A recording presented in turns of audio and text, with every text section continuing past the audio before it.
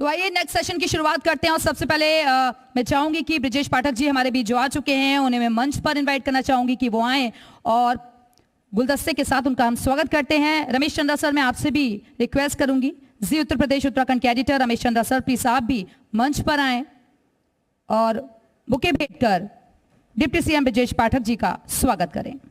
तालियों के साथ इनका स्वागत कीजिए।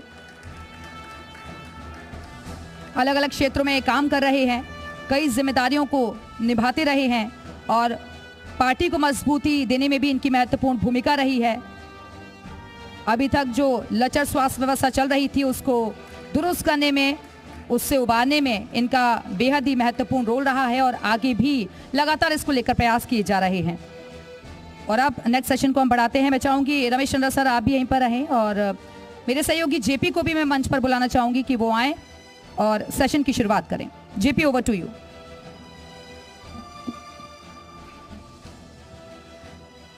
तो देखिए, हमारा जो खास ये इवेंट है, हमारा जो कार्यक्रम है वो रियल एस्टेट पर था और चर्चाएं हुई, बायर्स और बिल्डर्स के बारे में हमारी बहुत सारी चर्चाएं हुई। लेकिन हमारे साथ एक बड़े दिग्गज लीडर जुड़ गए हैं, डिप्टी सीएम है, स्वास्थ्य मंत्री है, तो इनसे पॉलिटिकल चर्चा करेंगे। पॉलिटिकल चर्चा करेंगे कि किन किन मुद्दों पर क्या माहौल है, चुनावी माहौल भी है क्योंकि यूपी में उपचुनाव है, सीट भी घोषित हो गई हैं। और चर्चा की शुरुआत करेंगे हमारे एडिटर रमेश चंद्रा जी। जी, सूबे के सबसे चर्चित और हमेशा एक्शन में दिखने वाले डिप्टी सीएम और तकरीबन 20 करोड़ से ज़्यादा लोगों की सेहत की जिम्मेदारी इनकी ही है, तो हमेशा ये चर्चा में रहते हैं। तो चर्चा की शुरुआत हम करते हैं उपचुनाव से। सर, आप सुबह 11 बजे आने वाले थे, अभी तकरीबन 1 बजे के आसपास आप आ रहे हैं।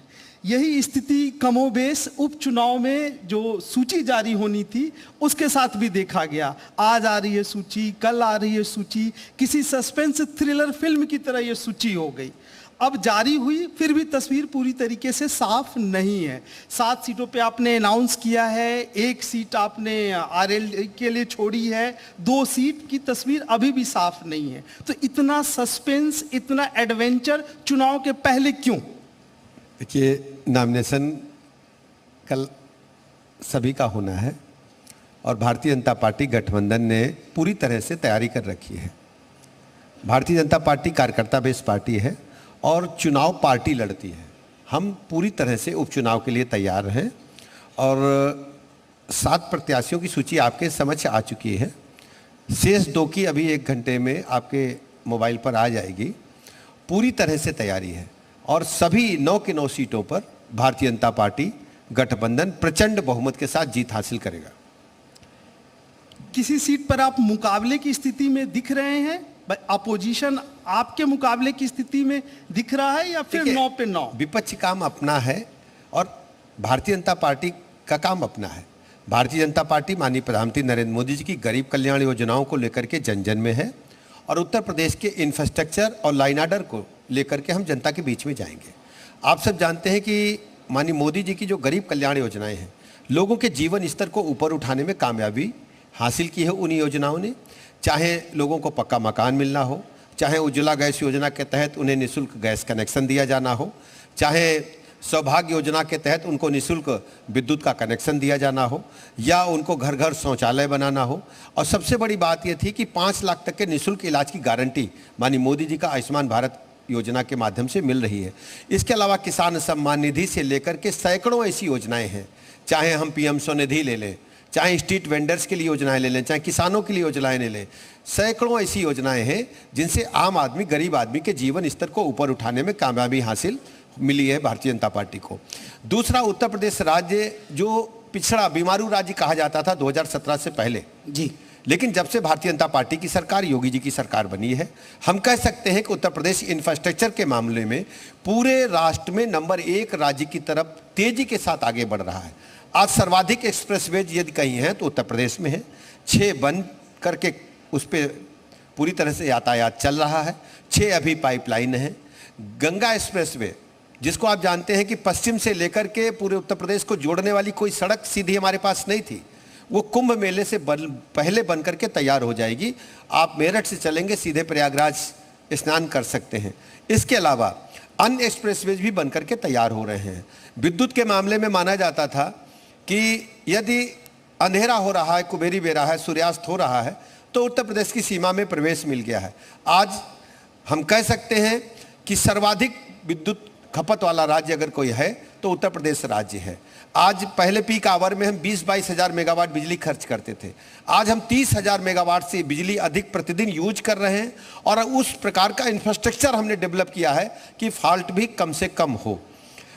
इंडस्ट्रियल के मामले में आप देखेंगे, विशेष रूप से जो हमारे इन्वेस्टर समिट्स हुए, ग्लोबल इन्वेस्टर समिट हुए, ग्राउंड ब्रेकिंग सेरेमनीज हुई, माननीय प्रधानमंत्री नरेंद्र मोदी जी ने उन सभी कार्यक्रमों में भागीदारी की। आज हम कह सकते हैं कि औद्योगिकीकरण के मामले में उत्तर प्रदेश राज्य नंबर 1 राज्य की तरफ आगे बढ़ रहा है। आज दुनिया की सबसे बड़ी मोबाइल फैक्ट्री नोएडा में है, उत्तर प्रदेश में है, जो पूरी दुनिया को अपने स्क्रीन, जो टच स्क्रीन होते हैं, वो भारत में ही, उत्तर प्रदेश में ही बनकर पूरी दुनिया में जा रहे हैं। लॉ एंड ऑर्डर के मामले में उत्तर प्रदेश राज्य नंबर 1 पर है। तो उत्तर प्रदेश राज्य की इन योजनाओं को लेकर के हम जनता के बीच में जाएंगे और सभी सीटों पर प्रचंड बहुमत के साथ जीत हासिल करेंगे। लेकिन पाठक जी, एक बहुत महत्वपूर्ण सवाल आपने जिक्र किया कि हमारे उम्मीदवार ऐलान हो जाएंगे, मैं उपचुनाव पर ही फिर लौटता हूं, लेकिन आप लग रहा है कि इस बार माना जाता है कि सत्ताधारी दल के साथ ही उपचुनाव होता है तो ज्यादातर सीटों पर सत्ताधारी दल जीत जाता है, लेकिन लोकसभा चुनाव में जो चूक हुई यूपी के अंदर, उसी चूक से सबक लेते हुए ये मैराथन बैठके हैं, आपके भी बहुत सारे दिल्ली दौरे, खुद मुख्यमंत्री हर सीट पर मॉनिटर कर रहे हैं, हर प्रभारी से बात कर रहे हैं, तो वो चूक नहीं दोहराना चाहती है पार्टी जो लोकसभा में हो गई, 80 का नारा दिया, कहां सिमट गए? भारतीय जनता पार्टी ने कोई चूक नहीं की है। कांग्रेस और समाजवादी पार्टी ने निगेटिव नैरेटिव सेट करने का असफल प्रयास किया था। राहुल गांधी ने या उनके जो गठबंधन के बड़े नेता थे, वो खटाखट फटाफट आपके खाते में इतने रुपए से आ जाएंगे, 8,000 आ जाएंगे, 1 लाख आ जाएगा, इस प्रकार का नेगेटिव नैरेटिव जो कांग्रेस और गठबंधन ने तय किया था, तो जनता गुमराह हो गई। और उसका परिणाम आप देखो, जैसे ही चुनाव लोकसभा का आया, उनके दफ्तर को महिलाओं ने, हजारों महिलाओं ने घेर लिया कि पैसे कहाँ गए भाई, फटाफट खटाखट। तो जनता पूरी तरह से इन्हें एक्सपोज कर चुकी है, इनकी कलई खुल गई है, इनकी असलियत जनता को पता चल गई है कि समाजवादी पार्टी जब जब ताकत में आती है तब तक गुंडे, माफिया, मवाली, लुच्चे, लफंगे सर उठा करके चलते हैं और भोली वाली जनता को डिस्टर्ब करते हैं, बहू बेटी की इज्जत आबरू खतरे में डालते हैं। उत्तर प्रदेश के राज्य के लोग भारतीय जनता पार्टी के साथ हैं। अभी आपने थोड़ी देर पहले अपनी स्पीच में बहुत अच्छी बातें की। आपने इंफ्रास्ट्रक्चर की बात की, आपने इन्वेस्टमेंट की बात की, आपने सड़क की बात की, आपने बिजली की बात की। लेकिन जब चुनाव आता है तो एक तरफ समाजवादी पार्टी और उसके गठबंधन पीडीए की बात करते हैं। पीडीए का अगर मतलब समझा जाए तो जातियों का एक कॉम्बिनेशन। दूसरी तरफ उनका आरोप है कि चुनाव आने के पहले ही आप पोलराइजेशन की जुगत में लग जाते हैं, किसी न किसी तरीके से दो समुदायों के बीच पोलराइजेशन करके वोट हासिल करने की कोशिश करते हैं। तो एक तरफ सकारात्मक बातें, बिजली, सड़क, पानी की बातें, और दूसरी तरफ जात पात की बातें और धर्म की बातें। आपका क्या कहना है? मैं एक इसमें और जोड़ना चाहता हूं पाठक जी, बटेंगे तो कटेंगे वर्सेस पीडीए का होगा फिर मुकाबला क्या? देखिए, भारतीय जनता पार्टी सर्व समाज की पार्टी, हम सबको साथ लेकर के चलते हैं। भारतीय जनता पार्टी की जो योजनाएं हैं उनको आप देखेंगे, गरीब कल्याण योजनाओं के माध्यम से हम जन जन को जोड़ने का काम करते हैं। आप देखेंगे, अगर गरीबों को पक्का मकान मिला है, बड़ी संख्या में उसमें अल्पसंख्यक समाज के भाई हैं, और जिसकी चर्चा समाजवादी पार्टी के लोग करते हैं उनके भी लोग हैं जिन गरीबों को पक्का मकान मिला है। हमारी सरकार के कोई भी निर्णय जाति, धर्म, संप्रदाय के साथ नहीं होते, वो गरीब कल्याण योजनाएं जन जन तक पहुंचने का काम करती हैं, और ये आप धरातल पर जाकर के चेक कर सकते हैं। समाजवादी पार्टी का अभी पिछले कुछ दिनों से जो स्टेटमेंट आ रहा है वो किसी दूसरी तरफ इशारा करता है। वो आपके साथ तो फाइट में है ही, लड़ाई लड़ ही रहे हैं सत्ता पक्ष और विपक्ष के बीच में, ये ठीक है। एक उन्होंने दूसरा मोर्चा खोला है शासन, प्रशासन और अधिकारियों के खिलाफ। उनका कहना है कि अधिकारी सत्ता पक्ष के लिए काम करते हैं, और एक के बाद एक स्टेटमेंट आया अभी कुछ दिन पहले। कल ही इनफैक्ट शिवपाल जी ने भी कहा कि जब हम सत्ता में आएंगे तो सबको देख लेंगे, लाल स्याही लगाई जा रही है। ये इस स्टेटमेंट को आप किस तरीके से उनका फ्रस्ट्रेशन है। भारतीय जनता पार्टी निष्पक्षता के साथ, पारदर्शिता के साथ काम करने का निर्देश सभी अधिकारियों को देती है, और हम सर्व समाज को, सबको साथ लेकर के चलते हैं। कहां सर, कहां दंगे करा देते हैं आप? मैं नहीं कह रहा हूं, अखिलेश यादव कह रहे हैं आप राजनीति फायदे के लिए आपने बहराइच में दंगा करा दिया। मान लिया, तो फटाफट भी तो अखिलेश यादव का ही है, खटाखट किसका है बताइए? खटाखट फटाफट किसका है? नहीं तो वो तो राहुल गांधी कहते थे। खटाखट नहीं बिल्कुल उनका था। और सही है गलत है? तो फिर क्या दंगे आप मानेंगे? नहीं आप दंगे का जो आरोप है जो सर, उनकी बयानबाजी है वो सही है कि गलत है? तो उसके जो खटाखट फटाफट कह के गए, उसके मुकाबले आप दंगे जो का आरोप है। गठबंधन के लोग खटाखट फटाफट कह के गए वो एकदम फर्जी बातें थी, लोगों को गुमराह करने वाली बातें थी। इस प्रकार की बातों को कर करके वो केवल पोलराइजेशन करना चाहते हैं। भारतीय जनता पार्टी सबको साथ लेकर के चलती है और सर्व समाज की पार्टी है। लेकिन वो उसमें तो आप चूक गए ना, वो जनता को गुमराह कर ले गए और आप देखिए आपको गठबंधन की जरूरत पड़ गई। आप काट की हांडी को एक बार चढ़ा सकते हैं, काट की हांडी बार बार नहीं चढ़ती। लेकिन लोकसभा के चुनाव में जो कांग्रेसी गठबंधन ने, समाजवादी पार्टी की गठबंधन ने जो निगेटिव नैरेटिव सेट किया था पूरी तरह से एक्सपोज हो चुका है। भारतीय जनता पार्टी जन जन की पार्टी है, गरीब जनता की पार्टी है और जनता का आशीर्वाद भारतीय जनता पार्टी के साथ है। 2 दिन पहले एक पोस्टर छपा था, आप निगेटिव नैरेटिव्स की बात कर रहे हैं, तो उसमें अखिलेश यादव जी की तस्वीर के साथ था कि 27 का सत्ताधीश। ये तो आप हकीकत देखिए, है, फसाना ये जानते है। क्या है? ये 2 बातें आप कह सकते हैं।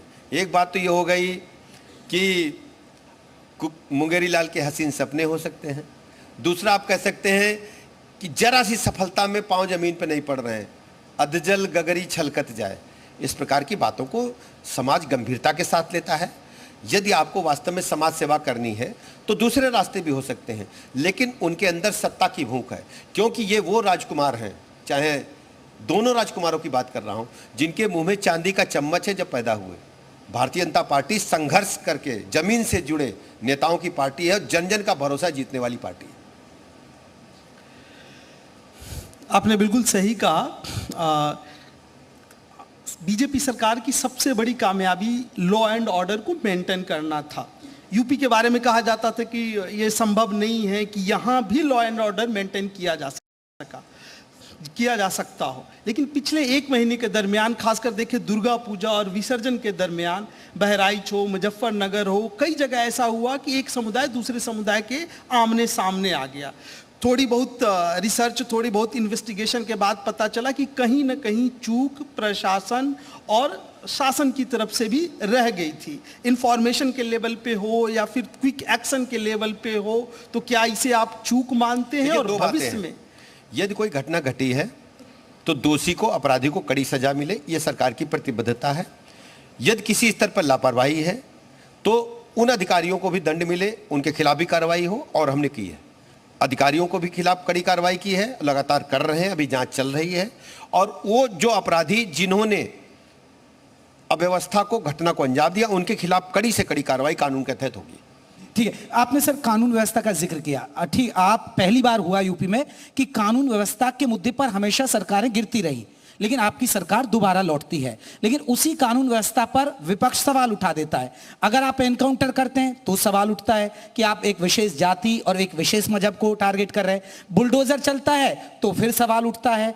तो वो विपक्ष को आप इस मुद्दे पर क्या जवाब देंगे आप? देखिए, वो पब्लिक डिमांड में है, हमें विपक्ष को जवाब नहीं देना, हमें आम जनता के उम्मीदों पर खरा उतरना है। हमारी प्रतिबद्धता उत्तर प्रदेश के 25 करोड़ लोगों के प्रति है। विपक्ष तो सत्ता की भूख के कारण छटपटा रहा है। भारतीय जनता पार्टी की प्रतिबद्धता उत्तर प्रदेश के 25 करोड़ लोगों के साथ है। हम जन जन का विश्वास जीत करके उत्तर प्रदेश को एक चतुर्मुखी सर्वांगीण विकास करने वाली सरकार दे रहे हैं। पिछले लोकसभा चुनाव में समाजवादी पार्टी और कांग्रेस ने मिलके एक पीडीए गठजोड़ बनाया और थोड़ी बहुत कामयाबी मिली भी पिछड़े समुदाय को अपने साथ। वो केवल खटाखट फटाफट वजह था, सबके खाते में पैसे आएंगे, हर महीने 8,000 आएंगे, 1 लाख आएंगे। गुमराह अब नहीं कर पाएंगे, पूरी तरह से एक्सपोज हो चुके, इनकी कलई खुल चुकी है, असलियत जनता को पता चल गई है। भारतीय जनता पार्टी, आप देखेंगे इन 9 सीटों पर अभी हम जीत दर्ज करेंगे और 27 में भी प्रचंड बहुमत 9 सीटें जीत जाएंगे सर, प्रचंड बहुमत के साथ। सर 9 सीटें जीत जाएंगे, 9 सीटें जीतेंगे। करहल भी जीतेंगे। करहल में अनुजेश यादव एक तरफा जीत हासिल करेंगे। वो भारतीय जनता पार्टी के वरिष्ठ कार्यकर्ता हैं, केंद्रीय नेतृत्व ने उन पर मोहर लगाई है, आशीर्वाद दिया है। सर एक आप कह रहे हैं कि 9 सीटें हम जीत जाएंगे। वो कहते हैं कि देखिए अगर इनको 9 सीटों का दम भर रहे हैं तो मिल्कीपुर में कल आ रहे थे, आप तो डर की वजह से चुनाव नहीं कर रहे। हालांकि वो पिटीशन का मामला था। आप छोड़िए, हाँ। आप तो पत्रकार हैं, आप जरा प्रोसीडिंग निकलवाइए माननीय उच्च न्यायालय की। उच्च न्यायालय में समाजवादी पार्टी के अधिवक्ता ने खड़े होकर क्यों विरोध किया पिटीशन वापस लेने का? आप बोलिए जरा अपने माइक से। नहीं, वो तो मैंने कहा ना, बोलिए ना, है मामला है। बोलिए विरोध किया कि नहीं सपा के? नहीं, वो तो कह रहे हैं। इस बात को बोलिए कि सपा ने हाईकोर्ट में पिटीशन वापसी का विरोध किया कि नहीं? बोलिए जरा अपने माइक। किया उसके बाद आया। तो आप कौन चुनाव नहीं चाहते? लेकिन वो तो ऐसा ही भ्रम फैला रहे ना। आप सच्चाई बताइए जनता को। पत्रकार का काम है जनता के समक्ष सच्चाई बताना। आप बताइए सच्चाई। नहीं तो भ्रम ये फैलाया जा रहा, फिर आपको चूक हो जाएगी। आप सच्चाई लोकसभा की तरह आप सच्चाई बताइए समाजवादी पार्टी। सच्चाई तो आप बताएंगे सर, आइए आपका नहीं, सच्चाई पत्रकार का काम है। हमारा काम नहीं तो फिर तो वो हमारा काम गरीब कल्याण योजनाओं को जनता के आशीर्वाद लेकर के जन जन तक पहुंचाना है और लोगों को सच्ची पारदर्शिता वाली सरकार देना है। आपका काम है कि सच्ची बात को जनता के समक्ष लाना और आप अपने दायित्व को निर्वहन करें कि समाजवादी पार्टी ने माननीय उच्च न्यायालय में रिट पिटीशन वापस लेने का विरोध किया। आप कहिए जी। 3 मुद्दे कहिए तो।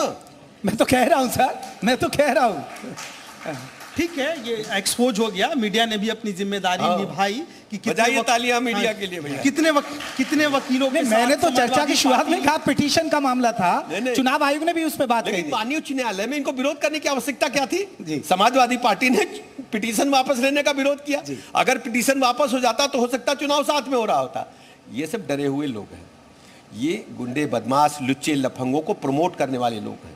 आप इनका बैक हिस्ट्री तो देखिए, जो क्रेडेंशियल्स होते हैं, आपका बैकग्राउंड आपके साथ चलेगा। आप इतने अच्छे एंकर हैं, आप जहां जहां जाएंगे आपके साथ आपकी प्रतिभा और आपकी वाक्पटुता, आपका प्रेजेंटेशन, इंप्रेशन साथ जाएगा। समाजवादी पार्टी के साथ भी उनका इंप्रेशन चल रहा है, उनकी जो क्रेडेंशियल्स हैं वो चल रहे हैं। जब जब सत्ता में रहे दंगा फसाद, लूट मार, अपहरण पकड़, क्या क्राइम नहीं होता था उसी उत्तर प्रदेश में। आज उत्तर प्रदेश की जनता कहती है कि लाइन ऑर्डर वाला कोई राज्य है तो उत्तर प्रदेश है।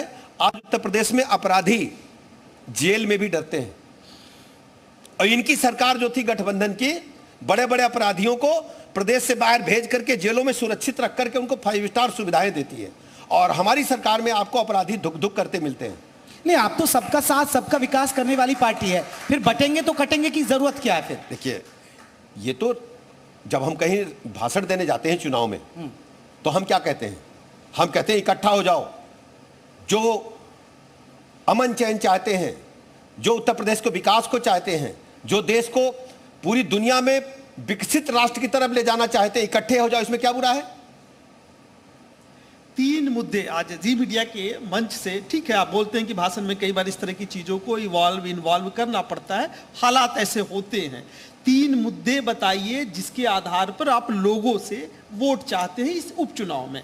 हमारा साफ साफ स्टैंड है, माननीय मोदी जी की गरीब कल्याण योजनाएं जन जन तक पहुंची हैं, उन्हें पहुंचा रहे हैं। उत्तर प्रदेश राज्य का इंफ्रास्ट्रक्चर नंबर 1 पर तेजी के साथ आगे बढ़ रहा है और लाइन ऑर्डर के मामले में हर व्यक्ति को यह महसूस हो रहा है कि उत्तर प्रदेश राज्य एक सुरक्षित राज्य है। बड़े बड़े उद्योगपति उत्तर प्रदेश राज्य में अपने उद्योग लगा करके पूरे देश में उत्तर प्रदेश का नाम आगे बढ़ा रहे हैं। अभी कुछ दिनों पहले एक बीजेपी की तरफ से एक कैंपेन इनिशिएटिव चलाया गया, बीजेपी सदस्यता अभियान, उसमें भी आप नंबर 1 साबित हुए। कैसे किया आपने? दूसरों से कैसे आगे निकले? हमारे सब कार्यकर्ता जुट करके घर घर जाकर के वो सदस्य बनाए हमारे रेफरल कोड से, और आम जनता का आशीर्वाद हमारी कार्यकर्ताओं की वजह से मुझे मिला।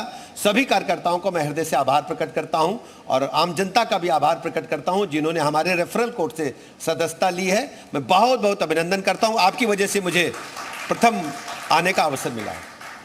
तो क्या ये कार्यकर्ता वोट बैंक में तब्दील होंगे? यही हमारी जान है, यही कार्यकर्ता मेरी जान है। आप सोच रहे होंगे मुझे देरी हुई, सुबह से बड़ी भीड़ लगी हुई थी, फिर अचानक चुनाव की सूची आ गई तो आपके पत्रकार साथी आ गए, तो इसी वजह से दे रहा हूं। एक बहुत बड़ा मुद्दा चल थूक जिहाद, लैंड जिहाद, और थूक जिहाद को लेकर आप कानून भी लाना चाहते हैं, लेकिन यहां फिर वही बात आती है कि आप एक विशेष समुदाय को टारगेट कर रहे हैं। विपक्ष जो कहता है ये शब्दावली हम यूज नहीं करते।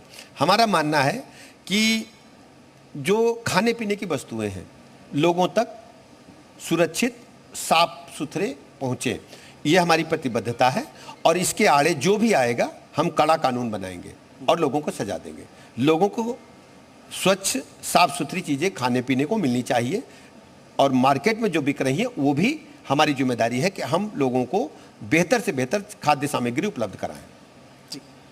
मेरा एक सवाल आपके डिपार्ट से जुड़ा है, स्वास्थ्य मंत्री हाँ आप, और लगातार छापे मार करते हैं, छापामार मंत्री भी कहा जाता है और चीजें सुधरी, लेकिन अभी भी क्योंकि आपका one district one medical college का एक फॉर्मूला लेकर चल रहा है और वो चीज़ों पर काम हो रहा है, लेकिन आज भी बहुत सारी चीज़ें हैं क्योंकि अस्पतालों में डॉक्टरों की कमी, सुविधाओं की कमी, ये चीज़ कब दुरुस्त होगी? कई बार ऐसी वीडियो आती है, मैं तो न्यूज़ एंकर हूँ, पढ़ता हूँ तो मैं देखता हूँ और आपका चेहरा मुझे याद आ जाता है अस्पताल में, मैंने डिप्टी सीएम तो खूब ताबड़तोड़ दौड़ है, कहीं कुत्ते बैठे हैं, अब इस तरह की बुनियादी चीज़ों पर बड़ा दुख होता है। मैं बताता हूँ, जैसे ये आपका होटल है, हाँ, होटल में अगर गार्ड सो गया या गार्ड नहीं है तो कुत्ता घुस जाएगा। हाँ। अब कुछ चीजें ऐसी होती, लेकिन आप जाग रहे हैं, ये गार्ड क्यों सो जाता है? मैं बता रहा हूं, हमारे जाने पर नहीं सोता है, त्रुटियां होती हैं, हम कार्रवाई भी करते हैं। और आप देखिए, अगर आप तुलनात्मक रूप से अध्ययन करेंगे सच्चाई के साथ तो पाएंगे कि 17 के बाद से स्वास्थ्य क्षेत्र में अभूतपूर्व काम हुआ है। 17 से पहले आधे चिकित्सक ड्यूटी पर नहीं जाते थे। आज मैं गर्व के साथ कह सकता हूं कि सभी अस्पतालों में बेहतर से बेहतर चिकित्सा सुविधाएं हम देने में सफल हुए हैं और यह सुधारात्मक प्रक्रिया है।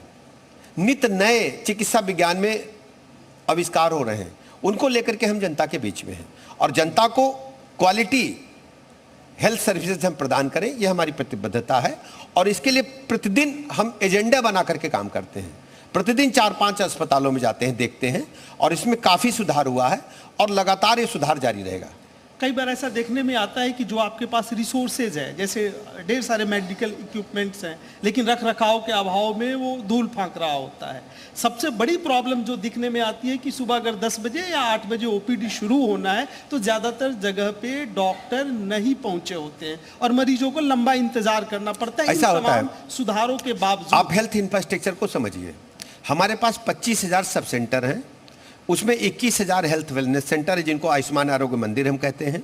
हमारे पास 3,500 के लगभग प्राथमिक स्वास्थ्य केंद्र हैं, 950 के लगभग हमारे पास सीएससी हैं और हमारे पास 85 डिस्ट्रिक्ट हॉस्पिटल्स हैं। अब 85 में आप कंफ्यूज मत होइएगा, कई जिलों में 2 डिस्ट्रिक्ट हॉस्पिटल भी हैं, जैसे लखनऊ में डिस्ट्रिक्ट हॉस्पिटल लेवल के बलरामपुर और सिविल है। ऐसे कई जिलों में महिला अस्पताल भी जिला अस्पताल के स्तर का है और पुरुष भी जिला अस्पताल की, इसलिए 85 में कह रहा हूँ। विशिष्ट श्रेणी के में हमारे पास बड़ी संख्या में अस्पताल हैं, 100 बेडेड 50 बेडेड बड़े अस्पताल हमारे पास हैं।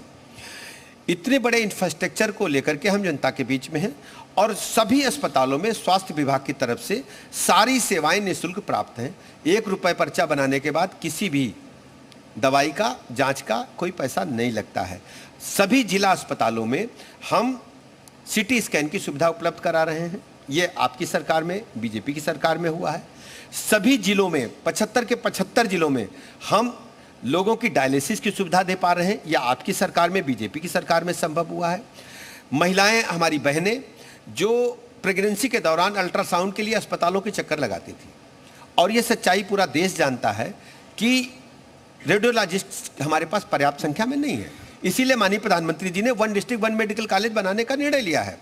अब हमने स्टेट बैंक के सहयोग से एक ऐप बनाया है, हम उस बहन को चिन्हित करते हैं जिसको अल्ट्रासाउंड प्रेगनेंसी के दौरान कराना है, उनके मोबाइल नंबर पर हम एक ऐप भेजते हैं, बारकोड भेजते हैं, और हमने प्राइवेट जो हमारे अल्ट्रासाउंड सेंटर्स हैं, रिकॉग्नाइज्ड हैं, उनको हमने सूचीबद्ध किया। हमारी बहन जाकर के वहाँ अल्ट्रासाउंड कराएगी और उसको कोई पैसा दे नहीं पड़ेगा। मोबाइल पर हमने बारकोड भेजा, बारकोड स्कैन करते ही चिकित्सक जिसने अल्ट्रासाउंड किया है सरकार के खाते से पैसा कट जाएगा। हम चिकित्सा सुविधाओं का विस्तार जन जन के लिए नित्य नए प्रयोगों के साथ कर रहे हैं। लेकिन गांव और कस्बों में स्थिति में अभी भी आमूल बदलाव नहीं आया। मैं मानता हूं 3,500 प्राथमिक स्वास्थ्य केंद्र हैं, 25,000 उप केंद्र हैं, 1, 2, 4 आपको त्रुटियां मिल सकती हैं, लेकिन अगर आप हमें नाम लेकर के बताएंगे उसको तत्काल हम दिखाएंगे, दुरुस्त करेंगे और जाएंगे भी। हमारी प्रतिबद्धता लोगों को क्वालिटी हेल्थ सर्विसेज देने की है, इसमें हमें आपके भी सहयोग की आवश्यकता है। समय समय पर जो मीडिया में आता है, विभिन्न स्रोतों से मुझे प्राप्त होता है, तत्काल उन पर हम कार्रवाई करते हैं। नहीं, डिप्टी सीएम साहब, आपने अपने महकमे में बहुत अच्छे काम किए और इसमें तारीफ बनती है इस मंच से, क्योंकि इंसेफ्लाइटिस जो बीमारी थी पूर्वांचल में, वो बहुत पहले हर खबर होती थी, लेकिन वो अब खबर नहीं बनती है, तो वो सुधार दिखता है। अब मेडिकल आप कॉलेज का, एक 1 डिस्ट्रिक्ट 1 मेडिकल कॉलेज का आप लेकर चल रहे हैं, उसकी स्थिति क्या है और वो कब तक धरातल पर सब चीजें दिख जाएंगी? काम करने का अवसर मिला 17 से पहले हमारे पास मात्र 13 मेडिकल कॉलेज थे। आज हमारे पास 65 से अधिक मेडिकल कॉलेज पूरी क्षमता के साथ काम कर रहे हैं। 30 मेडिकल कॉलेज निजी क्षेत्र में है, 35 मेडिकल कॉलेज सरकारी क्षेत्र में है, 11 मेडिकल कॉलेज अतिरिक्त रूप से इस वर्ष हमने प्रथम वर्ष की पढ़ाई शुरू की है। ऐसे धीरे धीरे करके हम सभी जनपदों में टर्सरी केयर की सुविधाएं देने वाले प्रथम राज्य हो जाएंगे। और जैसे मेडिकल कॉलेज से पास होकर के चिकित्सक बाहर आएंगे तो चिकित्सकों की कमी को उत्तर प्रदेश में नहीं पूरे देश में हम पूरा करने के लिए तैयारी कर रहे हैं। हर मेडिकल कॉलेज के साथ हम नर्सिंग कॉलेज और पैरामेडिकल स्टाफ के लिए भी कॉलेज खोल रहे हैं। उत्तर प्रदेश का इंफ्रास्ट्रक्चर बदल रहा है, तेजी के साथ बदल रहा है। बहुत समय से हम लोग रोटी कपड़ा मकान की बात करते आ रहे हैं। अब चीज़ें काफ़ी आगे बढ़ी है, विकास हुआ है, तो रोटी और कपड़ा मकान की ज़रूरत लगभग कमोबेश पूरी हो गई है। अब बात आती है शिक्षा, स्वास्थ्य और सुरक्षा। तीनों के क्षेत्र में उत्तर प्रदेश ने काफ़ी प्रगति की है, लेकिन शिक्षा के भी क्षेत्र में भी पिछले दिनों कई कंट्रोवर्सीज आए। हालांकि हालात को संभाला गया। तो शिक्षा, स्वास्थ्य और सुरक्षा, इन तीन चीज़ों को सही करने के लिए, बिल्कुल फुल प्रूफ इंतजाम करने के लिए सरकार के पास क्या योजनाएं हैं? अब शिक्षा का आप देखो, बेसिक शिक्षा के जो प्राइमरी हमारे अस्पताल थे उसमें समाजवादी की पार्टी की सरकार में भैंस और भूसा भर दिए थे लोग। बाउंड्री वाल नहीं थी, बच्चों की ड्रेस नहीं थी, जूता मोजा नहीं था, उनको खाद्य सामग्री, पोषण सामग्री नहीं मिल रही थी। आज हमारी सरकार में हालत यह है कि समाजवादी पार्टी सरकार में जो बेसिक शिक्षा में बच्चों की संख्या थी, आंकड़े आप देखिए, इंटरनेट पे सर्च करिएगा, 1,12,00,000 बच्चे थे समाजवादी पार्टी की सरकार में। आज हम कहने में मुझे इस गर्व हासिल है कि कायाकल्प योजना ला करके उन प्राथमिक विद्यालयों के पूर्व विद्यार्थियों को, चाहे अमेरिका में हो, इंग्लैंड में हो, दुनिया के किसी हिस्से में है, भारतवर्ष के किसी, उनसे हमने संपर्क किया कि आप यहाँ पढ़े थे, अपने विद्यालय को बेहतर बनाने के लिए मदद करिए। उन्होंने विद्यालय को गोद लिया, सरकार का कोई पैसा नहीं लगा, और विद्यालय मॉन्टेसरी स्कूल से बेहतर बनाए। उन बिल्डिंग को हमने मरम्मतीकरण किया, बाउंड्री वाल बनाया, बच्चों को स्कूल ड्रेस दिया, मॉन्टेसरी स्कूल से बेहतर जूता मोजा प्रदान किया, पाठ्य पुस्तकें निःशुल्क प्रदान की, जो उनको खाद्य सामग्री थी मध्याह्न भोजन योजना के तहत उनको बेहतर से बेहतर खाद्य सामग्री प्रदान की। कई स्कूलों में हमने फर्नीचर प्रदान किए, जमीन पे नहीं बैठेंगे। हमने स्मार्ट क्लासेस बनाए हैं। आज हमारे पास बेसिक शिक्षा में 1,92,00,000 बच्चे क्वालिटी एजुकेशन प्राप्त करें। आप जाकर के देख सकते हैं, कायाकल्प हो चुका है जी। और धीरे धीरे ऐसे ही माध्यमिक शिक्षा में भी और उच्च शिक्षा में भी आमूल चूल परिवर्तन हमारी सरकार ने किया। यूनिवर्सिटी की संख्या देखिए आप, पहले कितनी संख्या थी, आज हमारे पास कितनी संख्या है। आज हर जिले में एक यूनिवर्सिटी खोले जाने की तरफ हम तेजी के साथ आगे बढ़ रहे हैं, और बड़ी संख्या में उच्च शिक्षा क्षेत्र में भी, माध्यमिक में भी आमूलचूल परिवर्तन हुआ है जी। सर, अब चर्चा के हम आखिरी पड़ाव पर हैं। सर, आपसे 1-2 सवाल लेंगे और 1-2 छोटे से मेरे सवाल है। मेरा एक छोटा सा सवाल है आपके डिपार्ट से जुड़ा। बहुत आयुष्मान कार्ड योजना जो प्रधानमंत्री नरेंद्र मोदी का ये महत्वाकांक्षी योजना है। अब आप देखिए 70 साल से उम्र में भी आपने फ्री इलाज की जो प्रावधान कर दिया, लेकिन अभी भी इस तरह के प्राइवेट हॉस्पिटल्स में आयुष्मान कार्ड योजना के जरिए इलाज तो होता है, लेकिन चक्कर लगवा देते हैं मरीजों को, दिक्कत करते हैं। वो दिक्कत अभी है, आप मानते हैं, और उसको कैसे दुरुस्त करें? देखिए, हम शिकायत सुनने के लिए रोज बैठते हैं और सोशल मीडिया के माध्यम से भी शिकायतें स्वीकार करते हैं, और अखबारों छपती उनको हम कार्रवाई करते हैं। हमने ढेर सारे ऐसे अस्पतालों को ब्लैकलिस्ट किया है जिन्होंने नियमानुसार काम नहीं किया है, और प्रतिदिन नए अस्पतालों को हम सूचीबद्ध भी करते हैं। जो भी आवेदन करता है हम सूचीबद्ध करते हैं। और आज उत्तर प्रदेश राज्य आयुष्मान भारत कार्ड बनाने में पूरे देश में नंबर 1 पर है। हमने 5,20,00,000 लोगों को आयुष्मान भारत कार्ड, 5 लाख तक के निःशुल्क इलाज की गारंटी माननीय मोदी जी की दी है। 70 वर्ष से अधिक उम्र के हमारे जो भी व्यक्ति हैं, किसी भी समाज से हो, कोई उनको कार्ड की आवश्यकता नहीं है। सामान्यतः अभी तक सारी योजनाएं गरीबों के लिए आती थी, लेकिन माननीय प्रधानमंत्री जी ने कितना बड़ा हृदय दिखाया। दुनिया की सबसे बड़ी योजना है आयुष्मान भारत हेल्थ सेक्टर की। माननीय प्रधानमंत्री जी ने 70 वर्ष तक के प्रत्येक व्यक्ति को 5 लाख तक की निःशुल्क इलाज की गारंटी देने का काम किया है, और हम शीघ्र उसको शुरू करने वाले हैं। रोजगार और महंगाई, इसको आप कितना बड़ा मुद्दा मानते हैं? देखिए, रोजगार का विषय अगर आप उठाएंगे तो आप तुलनात्मक अध्ययन करिए, हमारी सरकार में और उनकी सरकार में अंतर क्या है। हमारी सरकार में निष्पक्ष पारदर्शिता के साथ, बगैर कोई घूस प्रलोभन दिए, बगैर जाति धर्म संप्रदाय को देखे, हमने 5.5 लाख से अधिक लोकसभा चुनाव के पहले लोगों को सरकारी नौकरियां दी। उसके बाद लगातार आंकड़ा आप देखेंगे तो लाखों लोगों को हम चुनाव के बाद भी नियुक्ति पत्र माननीय मुख्यमंत्री जी के हाथों से हम निर्गत करा चुके हैं। अगर आप रोजगार से जोड़ेंगे तो सरकारी नौकरियों की बात हुई, प्राइवेट सेक्टर के आंकड़े अलग हैं। अगर आप रोजगार को देखें, प्रधानमंत्री जी की योजनाएं जो हैं, पीएम स्वनिधि, प्रधानमंत्री जी की जो मुद्रा लोन है, कौशल विकास योजनाएं हैं, प्रधानमंत्री जी की योजनाओं ने युवाओं को कौशल विकास से जोड़ कर उन्हें ट्रेनिंग दे करके, उन्हें हम ट्रेनिंग भी देते हैं, उन्हें हम लोन भी देते हैं बगैर गारंटी के, और इसके अलावा उनके प्रोडक्ट को बेचने के लिए प्लेटफॉर्म भी दे रहे हैं। आप ओडीओपी को, पूरी दुनिया में उत्तर प्रदेश का ओडीओपी आज तहलका मचा रहा है, वन डिस्ट्रिक्ट वन प्रोडक्ट। कौन पूछता था अलीगढ़ के ताले को? सब लोग कहते थे ताला खरीदना तो अलीगढ़ जाइए। आज अलीगढ़ के तालों की ब्रांडिंग हुई है, पूरी दुनिया में अलीगढ़ के ताले मशहूर हैं। रामपुर को पहले चाकू के लिए लोग जानते थे, लेकिन रामपुर की वायलिन का संगीत आज पूरी दुनिया में बज रहा है, जो रामपुर उत्तर प्रदेश से बनकर के जा रही है। पीलीभीत की बांसुरी के बारे में आपने सुना नहीं होगा। किशन कन्हैया की बांसुरी जो है, बच्चे बजाते हैं और हमारे संगीतकार भी, बांसुरी वादक भी बजाते हैं। पीलीभीत की बांसुरी आज पूरी दुनिया में उत्तर प्रदेश से बनकर के जा रही है। अमरोहा हमारा छोटा जिला है, अमरोहा के बारे में आप नहीं जानते होंगे। जो हमारे घरों में ढोलक, जो जैसे ही कोई शुभ काम होता है, चाहे मुंडन हो, पसनी हो, तिलक हो, शादी हो, जनेऊ हो, ढोलक अमरोहा की पूरी दुनिया में जा रही है। इसी प्रकार प्रयागराज का अमरूद, लाल अमरूद होता सेब की तरह, पूरी दुनिया में आज जा रहा है। प्रतापगढ़ का मुरब्बा, आंवले का मुरब्बा पूरी दुनिया में तहलका मचा रहा है। सिद्धार्थनगर का काला नमक चावल, उसकी ब्रांडिंग हमने की है। भदोही के कालीन के बगैर पूरी दुनिया के कालीन का इतिहास लिखा ही नहीं जा सकता। अभी कालीन का बड़ा एक्सपो भदोही में पिछले हफ्ते लगा था, केंद्रीय मंत्री आदरणीय गिरिराज किशोर जी आए थे।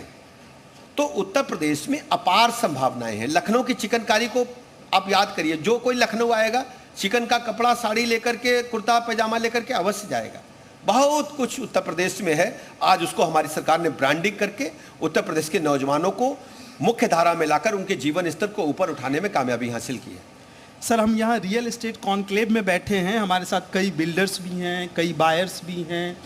तो बिल्डर्स के ढेर सारे कॉम्प्लिकेशंस हैं कि उनका प्रोजेक्ट पूरा नहीं होता, उसमें सरकार पूरी तरीके से कई बार मदद करती है, कई बार नहीं होता। बायर्स की मांग है कि रजिस्ट्री नहीं होती है, पूरे ज़िंदगी भर का पैसा लगा देते हैं लेकिन उसमें दिक्कत होती है। तो बिल्डर्स, बायर्स दोनों एक दूसरे के प्रति भरोसा जगे, एक दूसरे पे भरोसा करे, उसमें सरकार किस तरीके से मदद कर सकती है? आपकी सरकार ने, मतलब भाजपा सरकार ने रेरा का गठन किया, उसके बाद रेरा के अधिकारियों की नियुक्ति है, फोरम है, लोग अपने दरख्वास्त देते हैं, वहाँ पर न्याय मिलता है। और वैसे भी अगर कोई ऐसी प्रॉब्लम है तो हम लोग बैठे हैं, मदद करेंगे। बायर्स की भी, बिल्डर्स की भी, कोई भी आवश्यकता होगी हम उनके साथ खड़े हैं। सर ये सर आखिरी सवाल मेरा आपसे, उपचुनाव 9 सीटों में से कितनी सीट है? 9 80 की तरह कच्चा तो नहीं हो जाए? 9 80 सीट बोला था मैंने आपको पूरा साफ किया। नेगेटिव नैरेटिव कांग्रेस और समाजवादी पार्टी गठबंधन का पूरी तरह से एक्सपोज हो चुका है, कलई खुल चुकी है, इनकी असलियत जनता जान चुकी है। चलिए सर, बहुत बहुत शुक्रिया सर। एक इंडिविजुअल सवाल, अगले 5 साल में ब्रजेश पाठक जी पार्टी में और व्यक्तिगत रूप से अपने आप को कहां देखते हैं? मैं जनता का सेवक हूं, जनता के चरणों की सेवा करता हूं, वहीं रहूंगा, वहीं काम करूंगा। सर सीएम पद के दावेदार तो नहीं बनाने के चक्कर में।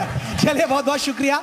ये वो नेता हैं जो पत्रकारिता को बारीकी समझते हैं, ये जानते हैं बाइट क्या होती है, इंटरव्यू क्या होता है, टीटी क्या होता है। बहुत बहुत शुक्रिया sir, thank you very much.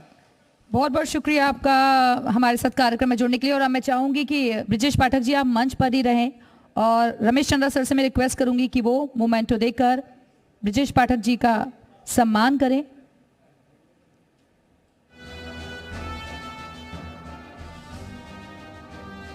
तो आज हमने इस मंच से राजनीति के तमाम सवाल जवाब भी ब्रजेश पाठक जी से करे। इसके अलावा उन्होंने बताया कि किस तरीके से विकास के काम किए जा रहे हैं, योजनाओं को आम जनता तक पहुंचाया जा रहा है, कैसे काम आगे बढ़ रहा है, वो कौन कौन सी योजनाएं हैं जिसका फायदा जनता तक पहुंच रहा है, और जहां जो कमियां हैं उनको भी दुरुस्त किया जा रहा है।